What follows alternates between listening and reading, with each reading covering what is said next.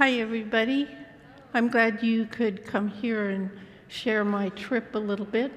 I'm going to be talking mostly from the sound booth, and it'll be mostly just slides. So come along for the ride, and I'll be back there in just a second. Thanks.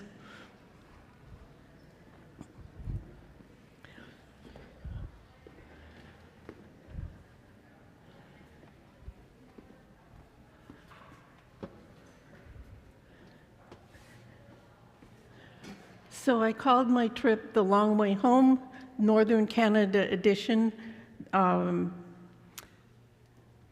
It's based on something that I read about when you go on a trip, your destination is home, but you want to do these other things on the way.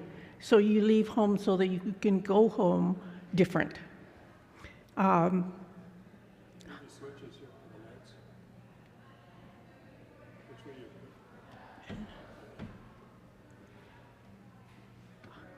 This is a map I picked up of, it's centered on the Yukon, and the markers are not all that well described, but the border with Alaska is here, and then this is the border with the Northwest Territories, and then the border with British Columbia and the Panhandle of Alaska. This is Washington down here. As you can see, it's small compared to the rest of the map. And this is a conical projection which will kind of compress the middle of the page and expand the edges. So Washington's actually a little smaller than it looks. And British Columbia is this space here.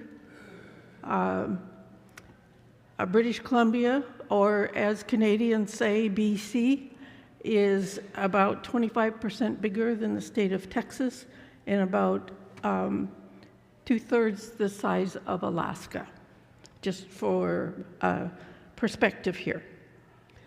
I wanted to do this once I heard that there was a road that went to the Arctic Ocean. Actually, there's two roads. There's one that goes from Whitehorse up to Tuktoyaktuk. There's another one that goes from Fairbanks up to Dead Horse and Prudhoe Bay. They're both gravel roads. So, and I just decided to do the Canadian one. I had heard about Mackenzie and the Mackenzie River. Alexander Mackenzie was a fur trader out of Montreal, and he would go by canoe out to the west and trade with the locals for their furs and take them back to Montreal to send to England.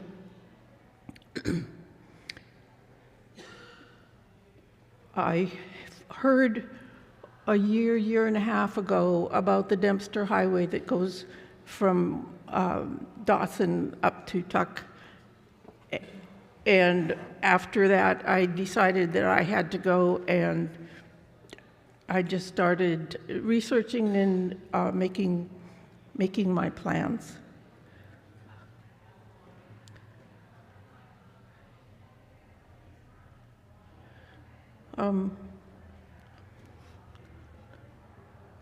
I think I dragged this. How do I do this? Just drag it over? No? Yeah, leave that there and click on this page. Oh, I have to. Yeah, there you go. Now you can grab it. I see. So this is a very brief video as I was about to leave in, where's go?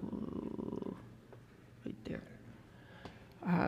I'm all loaded up, as you can see. I have. Oops, sorry. No, I don't know if you want to. I have some spare tires on the top. I have a spare gas can. In here, I have some things to drop off at one of my sister's place and some supplies down here. Of course, my handy dandy jackets. And next we're going to go around to the back and you're going to see some of my other. I didn't think I would. There's my kit for my bed and my stove.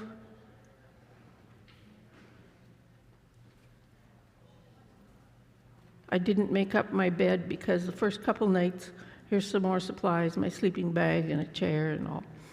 I didn't make up my bed at the beginning because the first 2 nights I stayed with a couple of sisters. So here's some more stuff, my clothing and shoes and whatnot. And food. Of course, we have to have food, including chips.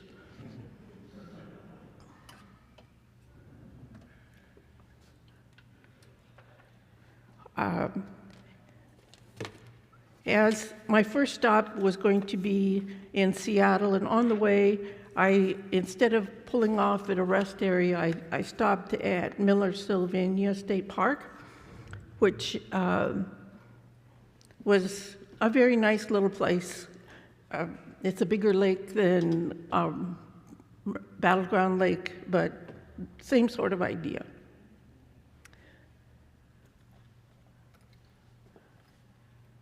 So this is a log of my trip. The first day I went from here in Clark County up to Seattle and spent the night with my sister, who has since moved to Vancouver Island over here. I knew she was leaving, so just wanted to spend more time in her place. As you head north, as you know, when you get up around Bellingham, and so it's flat with big mountains around.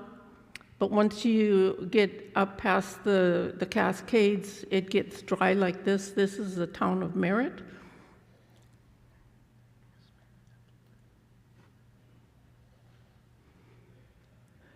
And we have now arrived at the City of Hope. This is the Fraser River as it is there, and as you can see, there's a flat valley with pretty big mountains around.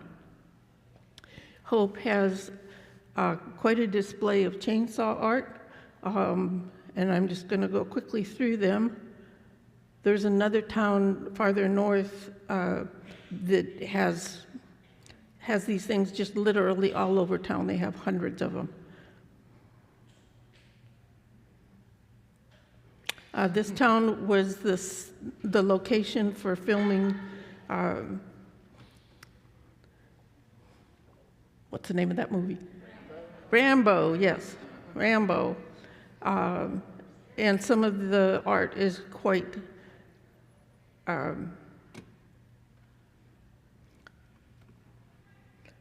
involved. So my second night, I stayed with my sister Elaine, who lives right here in the town of Barriere. It's just north of the city of Kamloops, and it is still in that dry area. This is Elaine's backyard.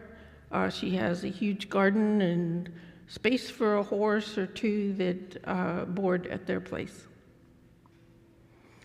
When I got there, Elaine had made me a sign for my car so that I could just remind myself where I was headed, I guess.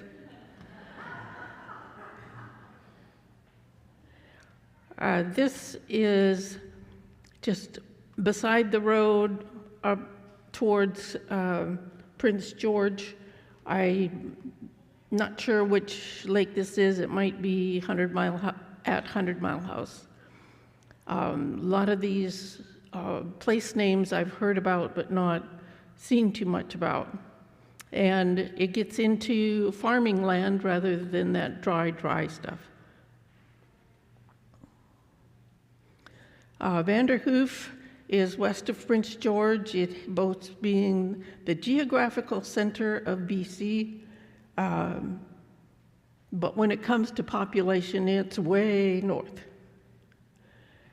This is the campground where I stayed the first night after Elaine, so I camped there in my RAV, and this is called Beaumont Provincial Park, and it was just so lovely to listen to the aspens in the breeze, just rustling along. My maps have kind of gotten ahead of me. Okay, we got to here. Then the next day, I headed north. This is Hazelton, and we'll get to that, and then farther north, and then I took a side trip to a little town of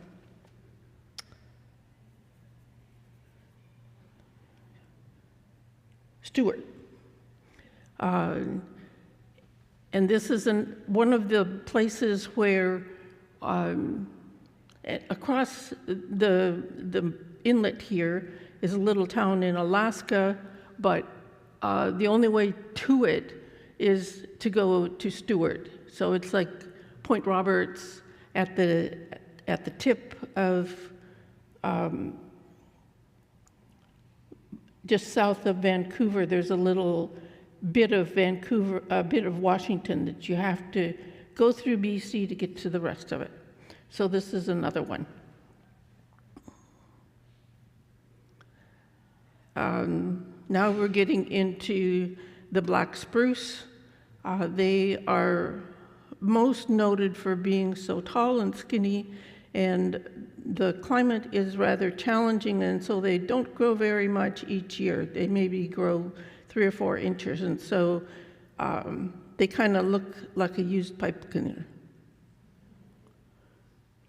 Another farmland. We've got a mountain up ahead.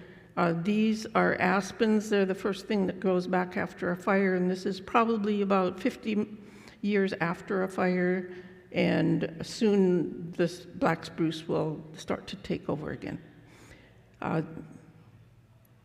This is a little burg just west of Vanderhoof, a little church, and so there's also interior Doug firs along with the black spruce. It depends on which microclimate I'm driving by. Another farm, another mountain. This is near Hazelton, where I'm about to turn north. There's a beautiful little river there. More mountains. I'm headed west now from Hazelton, and I'm about to leave the highway that goes west to Prince Rupert and head north. So here we are in Hazelton, and nearby there's a little town of Kitwanga that also has lots of totem poles. And there's a Catholic church here. I suspect that tower is for Bell, but I couldn't find anybody to explain it to me, and clearly they are in worse financial shape than we are.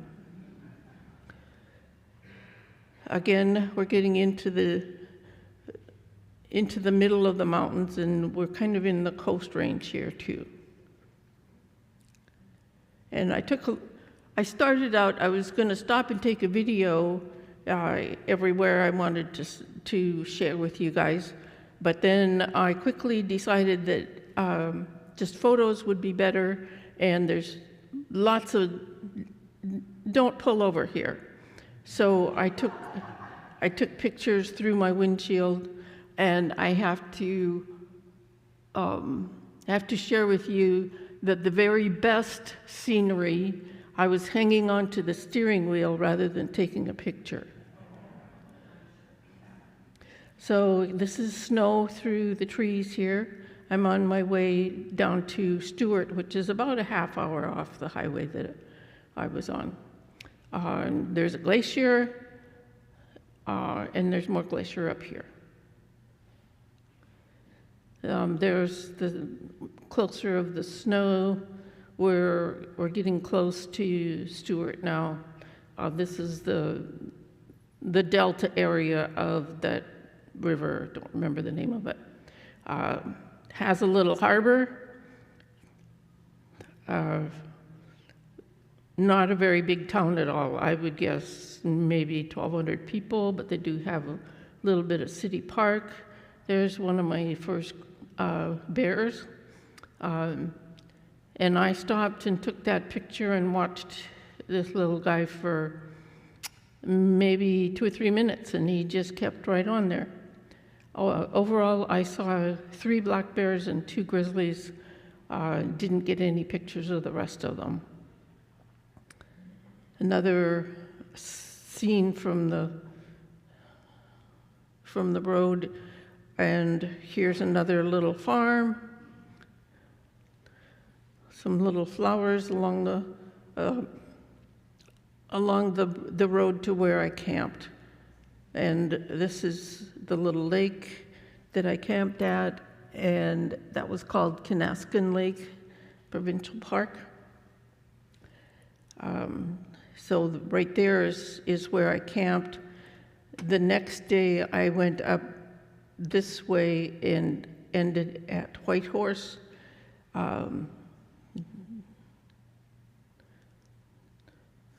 The road is narrower and more windy than previous, and here's just a map of where we were at Dease Lake. Dease Lake is one of the routes to the gold rush.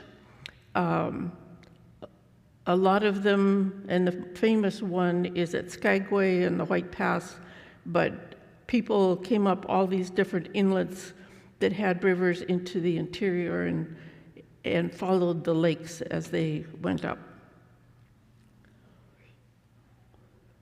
More scenery. That was a storm that went on by, and it was about bad enough that I was ready to pull over, but then it let up, and now it's on its way away from me. At Watson Lake, they have several square blocks of signs, and people just bring whatever sign they found or made and nail it onto the post, and there's just acres and acres of these things. Now we're headed west to Whitehorse. And this is a little river just outside of Whitehorse. And another little lake, and here we have the black spruce, and these look like some of them that might be the Doug fir. Millions of black spruce trees. And then eventually they kind of fade out, and it's just high plateau. There's not enough climate there to grow anything beyond grass and very low stuff. There was a wildfire here up ahead, but I had a turn off before I got to it.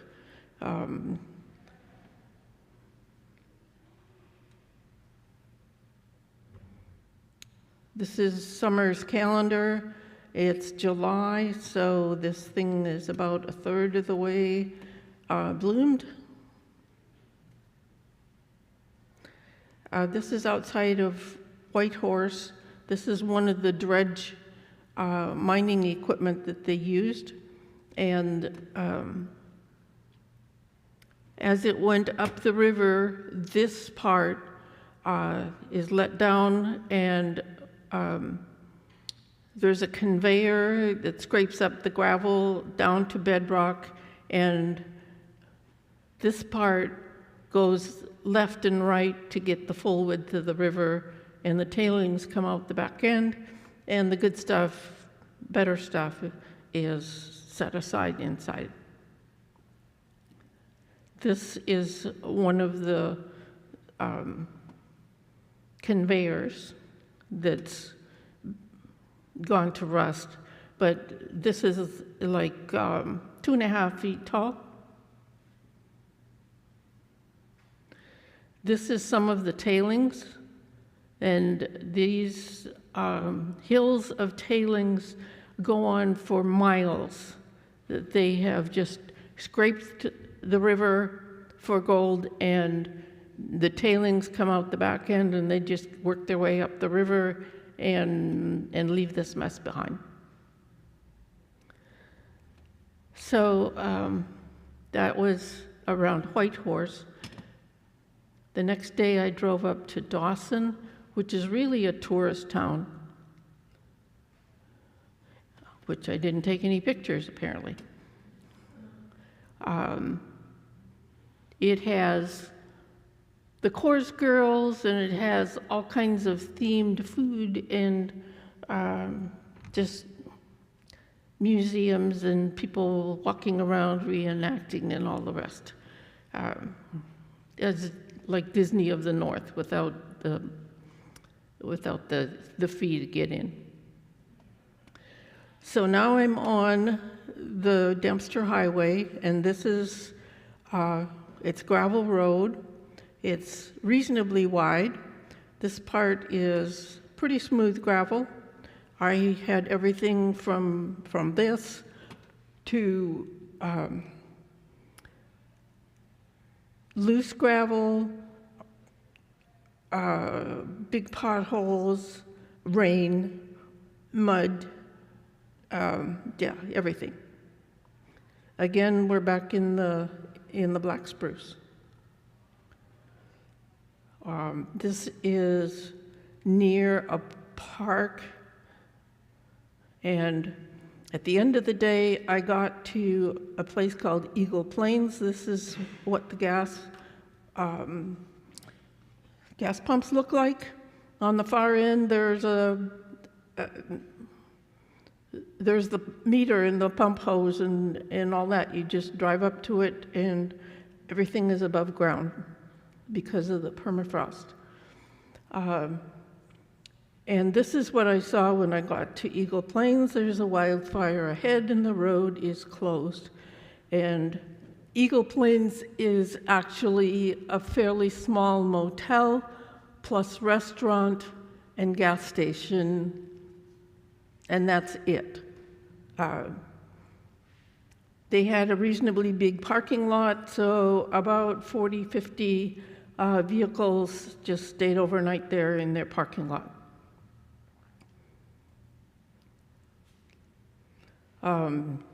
And here's the flag. You can see the wind is from the right, and that's the direction of the road ahead and the fire, so yeah. It was an interesting sunset that night. So the next morning, I left Eagle Plains and drove on up to Tuktoyaktuk, and then partway back, and we'll see why in a bit. Here is at the Arctic Circle. You can see how smoky it is, and the sun is pretty much dimmed out. This is the border between the Yukon Territory and the Northwest Territories. And there's a summit there. Yes, and while I'm there, there's this sign of encouragement, another 415 kilometers, which is maybe 300 miles. Now we're coming down into a valley, and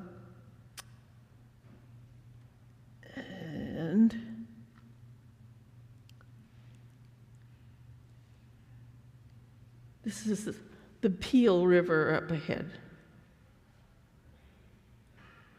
And to get across in the summer, there's this free ferry that'll hold, I don't know, 8 or 10 vehicles, depending on the size, and it just goes back and forth as needed. In the winter, there's an ice road across, so people just drive across on the ice when it's thick enough. On spring and fall, you don't get to go through. As you can see, there's a lot of water up there. It's very flat and it's a delta area, but a lot of Alaska, Northwest Territories is flat and water. This is called the Igloo Church because of its building style. It's a Catholic church. As you can see, we're up in the tundra and nothing is growing, very tall, and there's lots of lakes. I have arrived at Tuktoyaktuk. Here's some of the buildings. Almost all of them are sheeted on the outside with steel siding, the vertical stuff that you would think of for a steel shed. There's not a whole lot of windows, and this is a view towards Russia. I have arrived at the Arctic Ocean. There's a little cemetery up there. This is the access to the river delta. Just big rocks. It's not conducive to beachcombing. As you can see, it's raining. I was not tempted to swim at all. There's a sign there that you have to have. It's this many kilometers to here and there and yon. Canada has a trail system from sea to sea to sea. So from Quebec, Newfoundland, to the Arctic Ocean, to the Pacific coast. And so this is the northern end of that trail. I walked around it, so I have qualified for being on the trail. I forget what these are called. They're hills that are pushed up by the force of thawing and freezing of the ice in the ground. As you can see here is some of the siding. They are built up above the ground because of the permafrost. They need to not melt the permafrost so the house stays level. This is what a gas station looks like.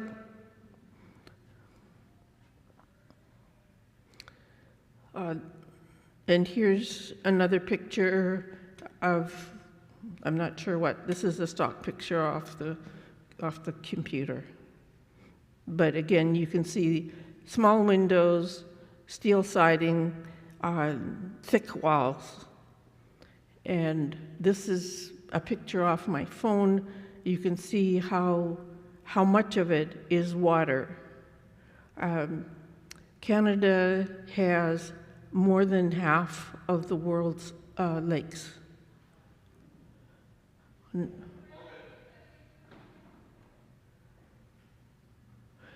Along the road in a few places, there's just this, it's like a yard of snow machines and similar equipment that they appear to just leave there for the summer and go get them in the winter.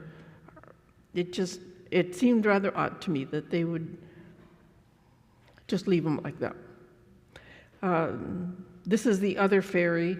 It goes across the Mackenzie River. It's a little bigger than the other one.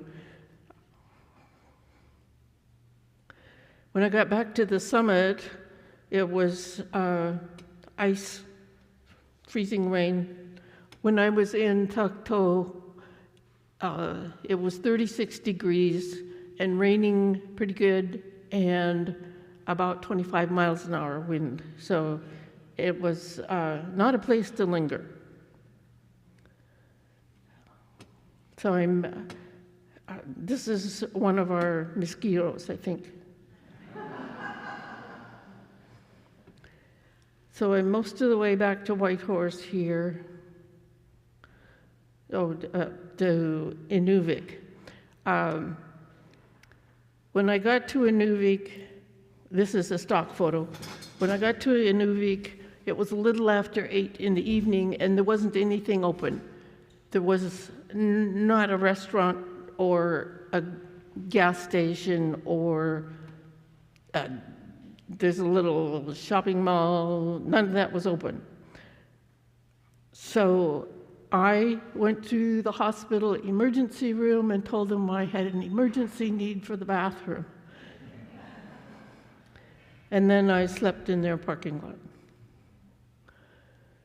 There's construction, lots of Tonka trucks.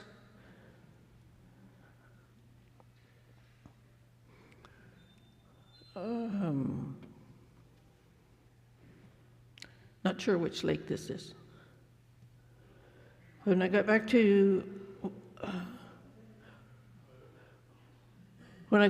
to Dawson, again, since I didn't have cell signal, I couldn't make a reservation, and there was no place open. So I slept in my car again. This is when I got back to Whitehorse, and this is some of the mud that came along with the ride. And I scraped off mud from the turn signals so I could at least be legal. This fellow had a bike with a trailer for his dog. He was from Texas. He was heading to Dead Horse at the end of the Duncan Highway where Prudhoe Bay is. And then he was going to turn around and go drive the Pan American Highway to southern South America.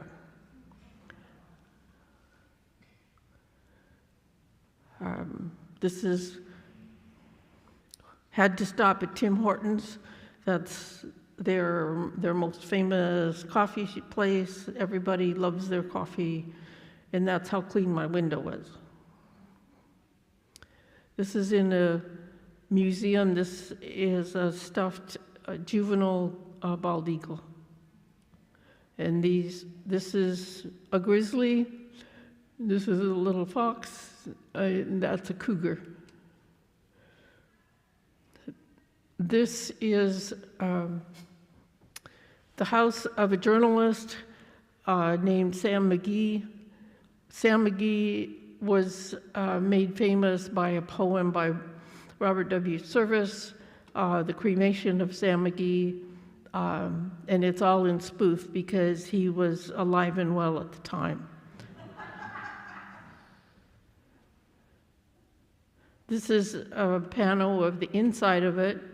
Near the door here, we have a shelf for some supplies. There's a stove in the middle of the room, some more supplies back there, and his bed is over here, his table where he probably did his writing.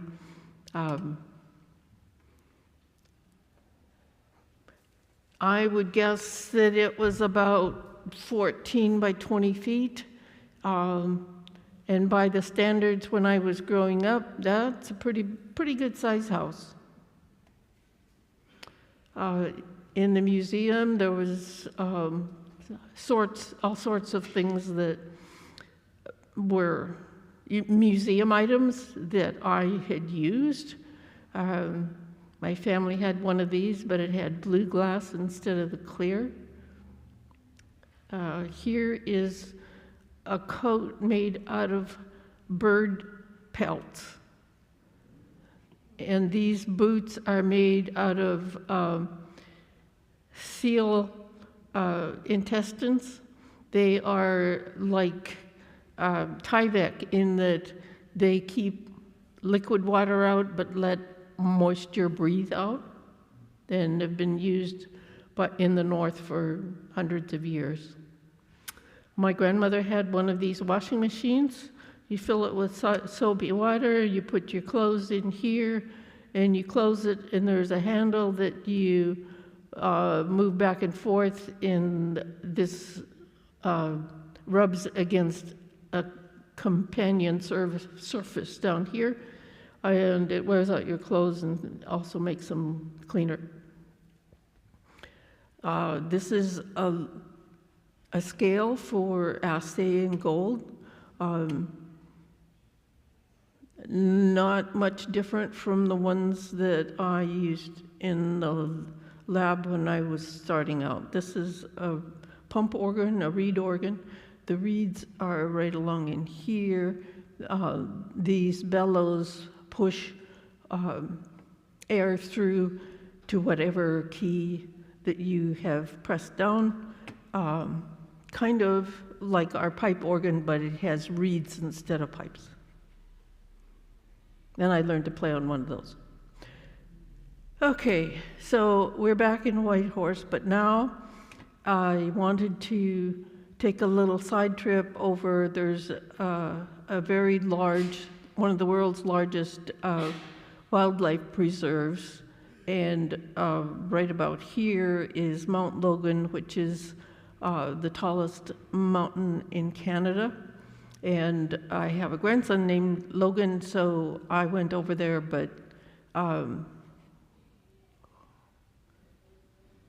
there was no view. It was socked in. This wildlife heritage preserve is a big part in Canada, some in the Northwest, in Yukon, I should say, and then some more in BC and the Panhandle. This is Mount Logan's back here. Another, I'm on a gravel road now, heading south to Atlin Lake, and this is the head of the lake. It's a beautiful lake. It was used as part of the Gold Rush path. The houses this is a town of Atlin Lake. The homes are quite small, and here's another one. It's a newer one, has bigger windows. There's a harbor in the town of Atlin Lake. It included some seaplanes. I went south from there to a little campground place. It wasn't an official campground, but there was a little short walk to a place called Warm Springs, and the water was warm. It wasn't hot. This is my campsite, and there were no set-aside campsites. It was just find a place to park. And you can see that it's raining. So that day I went over to Mount Logan and then down to Atlin Lake. And then the next day, I went from Atlin Lake back up to Carcross and across down to Skagway.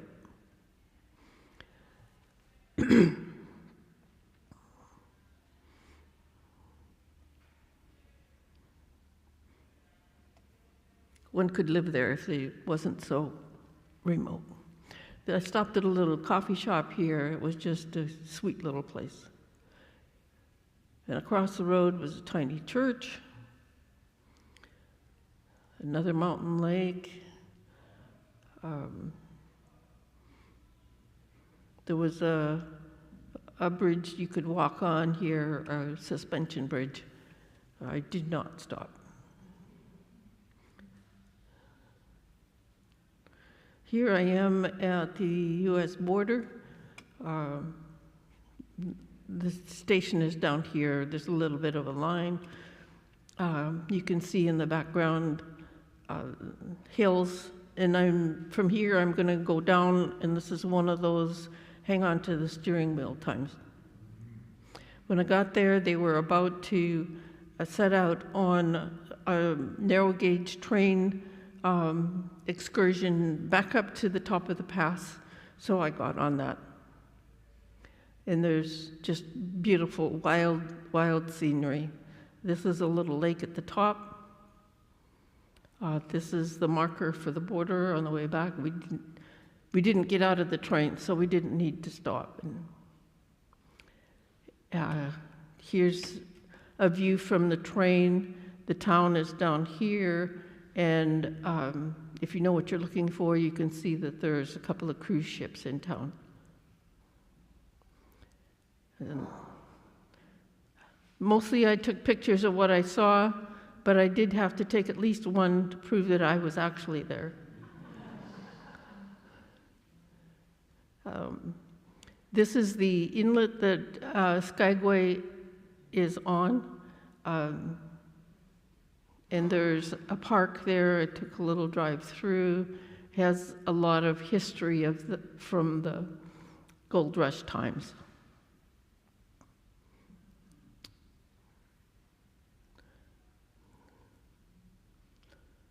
And some more of that. In town, there's a cemetery, and some of the headstones are readable.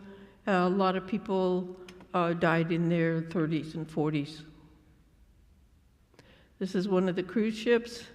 When I was there were 3 of them in town, and the town has a year-round population of about 800, so when a cruise ship shows up, it's overwhelming, especially after you've been out on the back roads for that long.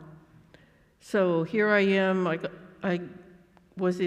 got to Skagway. I took the White Pass train ride, and now I'm going to go home, and I use the Alaska State ferries from Skagway down to Bellingham through the Inside Passage here. This is waiting to get on the ferry. It's about midnight here. This is the ferry itself. There's the ferry left about 3 o'clock in the morning. And the sky is not really dark, but yeah, and here we are, we're at sea now, just pulling up. And again, just beautiful scenery going by. Here's a little cruise ship, another sunset. A little windy there. Some people have asked me, did I drive on the Alaska Highway? And the answer is, I drove on the Alaska Highway from there to there. The Alaska Highway goes from Fairbanks down to Dawson Creek, or I should say the other way, the mile zero's down here. But 2 summers ago, I took the ferry north and then drove over to Anchorage and did a glacier cruise and went to Denali and then up to Fairbanks and then home on the Alaska Highway, and stayed with a cousin here for a couple of nights, and then my sister Elaine again, and then home. So yes, I drove on the Alaska Highway this year, but I drove the whole thing a couple years ago. One of the things that I did while I was, you kind of monitor the weather up there just to see what it's like. And I don't know the date of this, but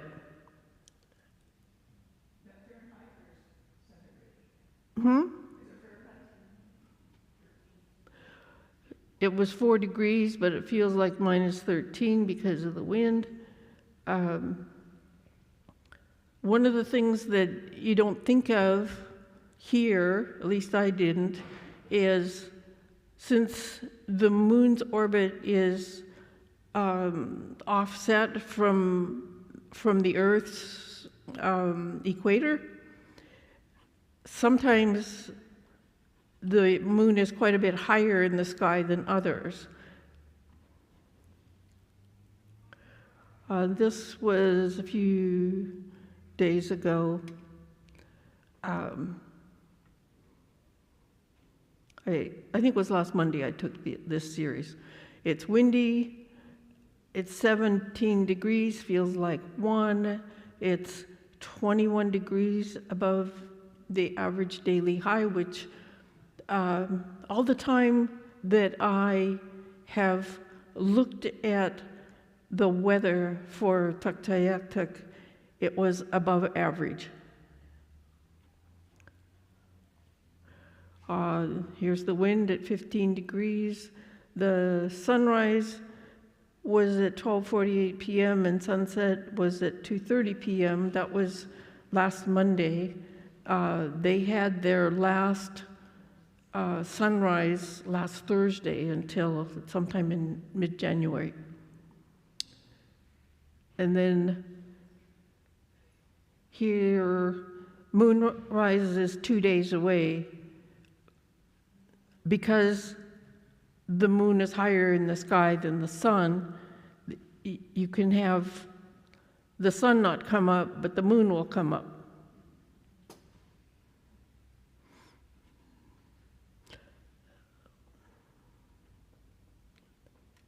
I think that's my last slide.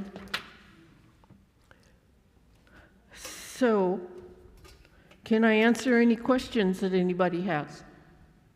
How many tires did you use? Tires? Yeah, tires. I was told to bring 2 full-size spare tires, a can of gas, and expect to have a broken windshield. I took the 2 full-size tires plus my little toy one. I did not use either one. I took gas can, did not use it, and I did not break any glass.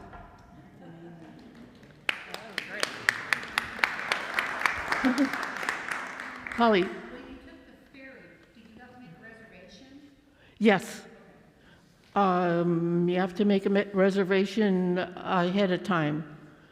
I made a reservation about a month ahead and had a hard time finding a spot. I reserved one that would sleep 4 people, and then a 2-people one came available.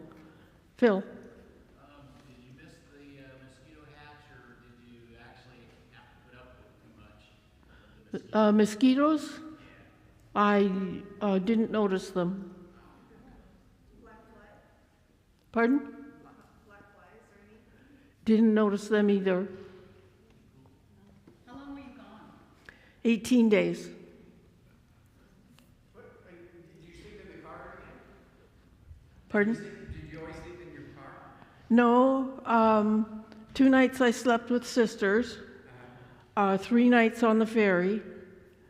That's 5. And I think 6 nights in my car, or 7. And then the rest, I don't know, 5 or 6 in motel. Any other questions? Yes? At the campsites, did you sleep in your car or did you have a tent? I slept in my car. I was worried about wild animals.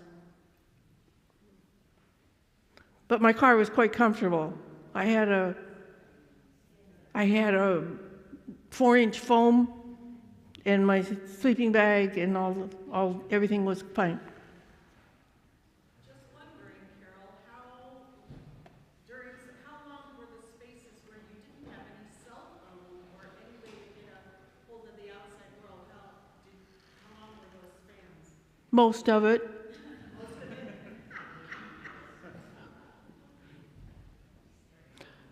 In the towns like Dawson and Whitehorse and the bigger places in BC, yeah, and Skagway, yeah, there was cell service, but you get, I don't know, 5 miles out of town and never mind. There wasn't any on the Dempster Highway.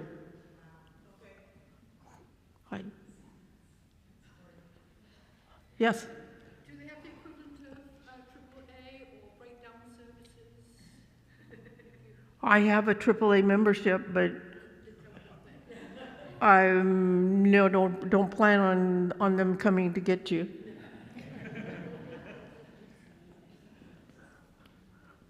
All right. Any more questions? Thank you, everybody, for sharing in my trip.